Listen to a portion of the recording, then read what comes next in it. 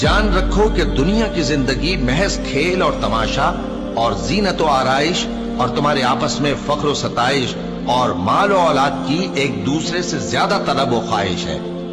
اس کی مثال ایسی ہے جیسے بارش کہ اس سے اگنے والی کھیتی کسانوں کو بھری لگتی ہے، پھر وہ کھیتی خوب زور پر آتی ہے، پھر اے دیکھنے والے تو اس کو دیکھتا ہے کہ پک کر زرد پڑ جاتی ہے، پھر چورا چورا ہو جاتی ہے۔ اور آخرت میں کافروں کے لیے عذاب شدید اور مومنوں کے لیے اللہ کی طرف سے بخشش اور خوشنودی ہے۔